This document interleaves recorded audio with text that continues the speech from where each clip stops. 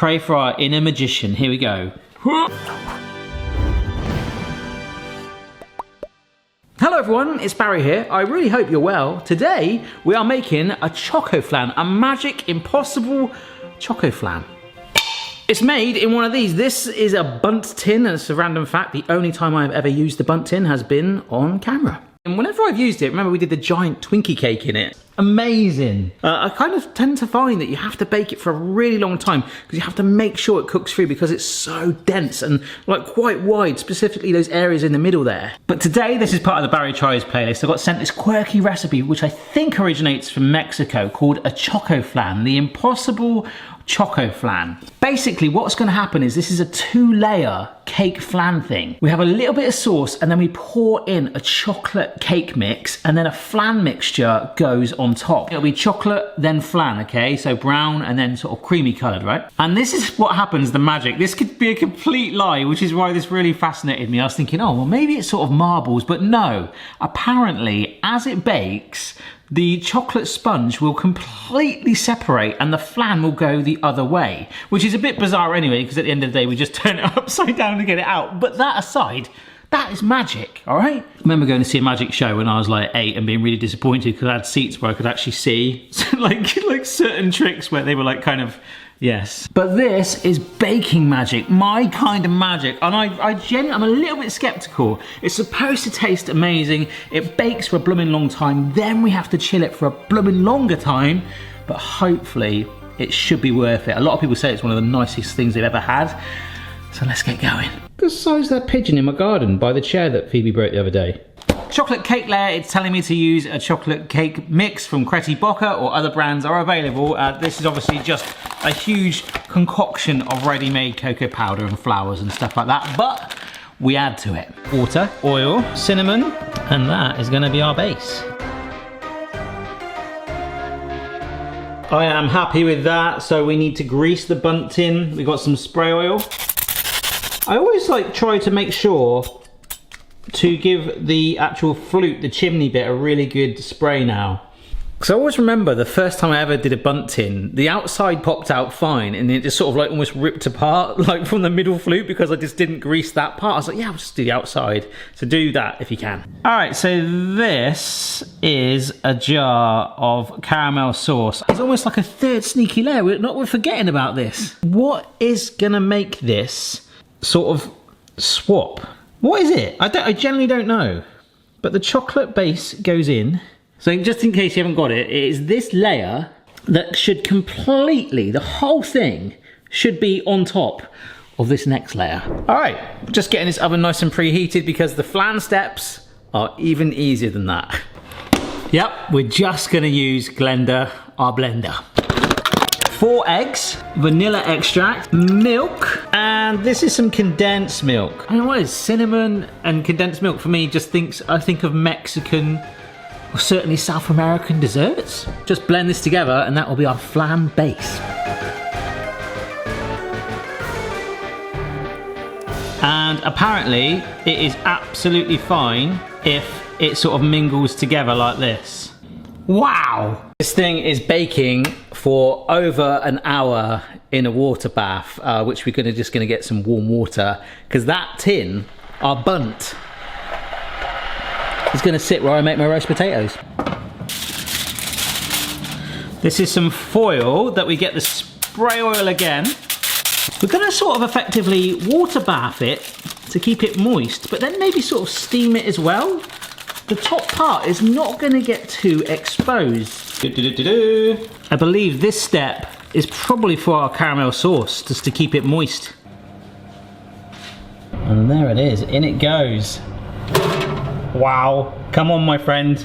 Let's let that magic happen for a massive 80 minutes. If you put a cake in generally for that long, yeah, you're gonna probably make quite a dry burnt cake, but it's a bunt tin too, so we really wanna cook it through to those centers, see if that magic happens, and ultimately, I think, This, I mean, everything we put in it is incredible. I just don't know if it curdles when we make a marble cake. Come on, I'm not going to be that upset. But whilst that is in the oven, someone tweeted me a really interesting question the other day. They're like, Barry, have you ever wondered who is the most famous person that has ever watched one of your videos? I know that Jamie Oliver has watched some. I know that Gordon Ramsay has watched some. But like, I wonder if there's some like crazy other person like Jack Nicholson or something. But then I thought I'd ask you guys, like, I don't care if you're like the inventor of the parsnip. No, not parsnip, that's a vegetable. If you invented the spatula, if the person that voices Homer Simpson lives near you, if you are a friend of that Indian bloke that ran John O'Groats to Land's End backwards, that sort of thing, let me know down below. I'd genuinely be fascinated if you know, what is your claim to fame? Let's just find out. I'm actually genuinely interested to know that. So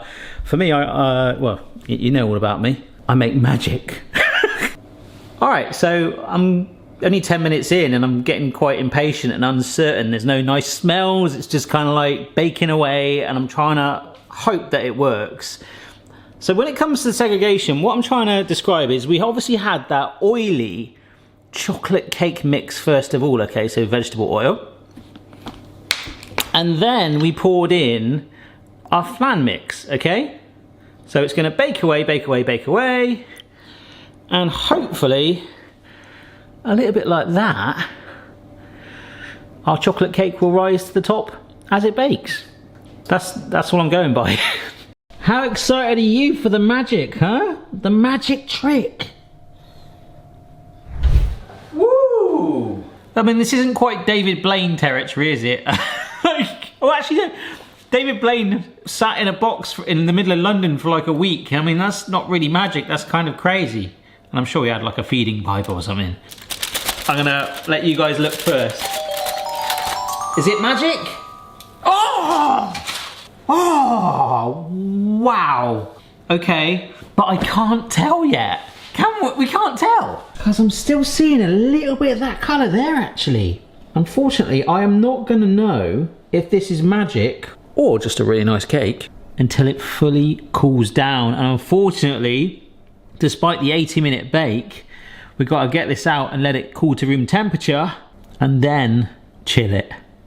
Hopefully it'll be worth it. So to save time, I am actually putting it into my garage to cool it down a little quicker. If you've got a cold room in your house, perhaps you've got a cupboard under the stairs, Harry Potter style, put it in there if you want to speed that up. But if you're in no rush, just leave it out on the side. And I might even put it in the freezer just to chill it quickly. But of course, ideally, if this works, I guess this is where I come in. Give it the love it needs, and I'm sure it'll be worth it. I can't wait, based on the smell alone, to see what this is going to taste like. Folks, another hour later, it has taken for this beast to cool down, and that was in my garage. And trust me, if my screwdrivers could talk, there'd be a little chilly in the winter out there. I am genuinely worried though. It is sort of soft, don't get me wrong, but it does not want to feel like it's coming away from the sides right now. So I'm hoping by chilling it, that might help.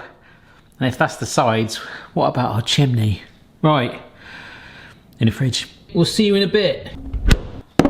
All right, 90 minutes later, I feel like a 90-minute chill. That is a nice cold tin. It is time to try and get this out. I'm gonna just slide a knife down it because it is not wanting to leave its side. It's got very attached to the burnt tin in every sense. But I'm just gonna help it, first of all, using a bamboo skewer just to get down those gaps.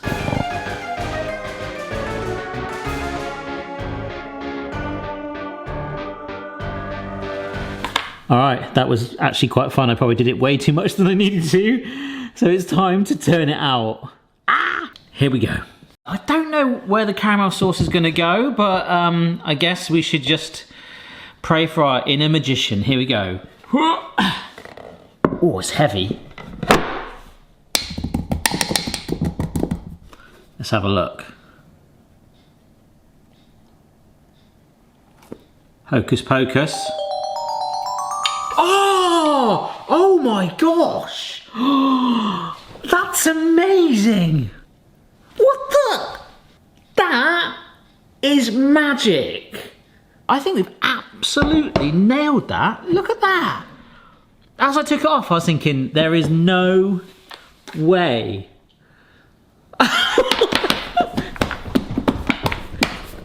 Woo! It's like a massive glazed donut.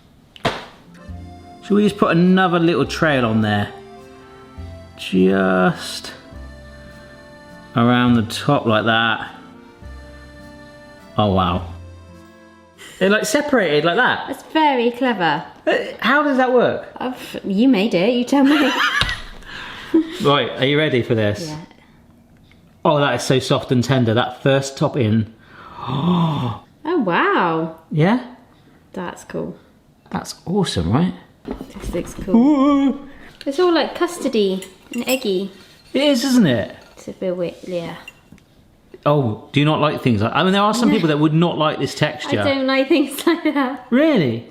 But I'll eat it with the chocolate cake. Well, yeah, it's like a cake mix. It reminds me of something like blancmange or something.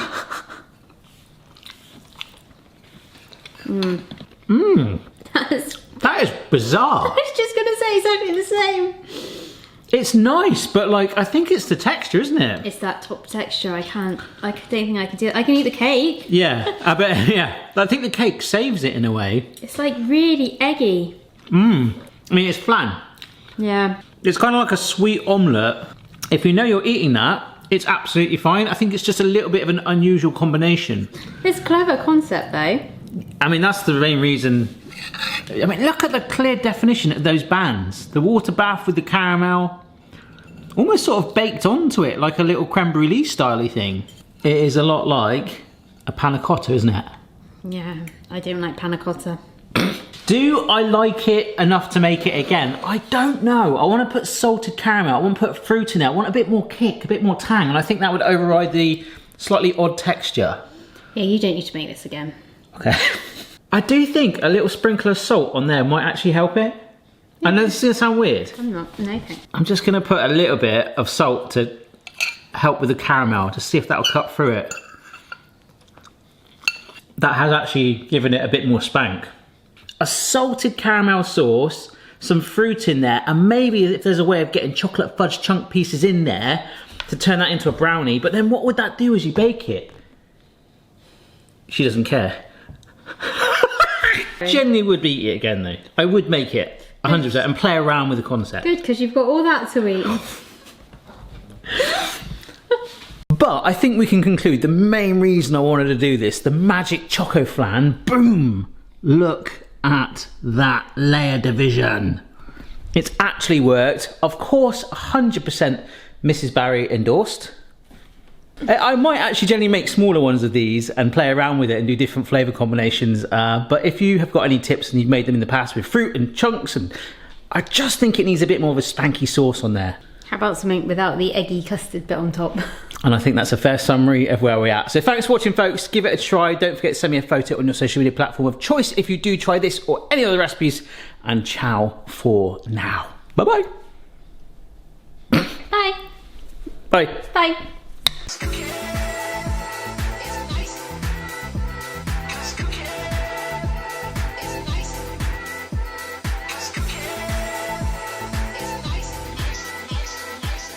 And just take that mentality out of the thing that you don't like it.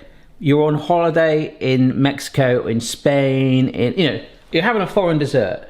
Yeah. Would you expect to eat something like that? Actually, yeah.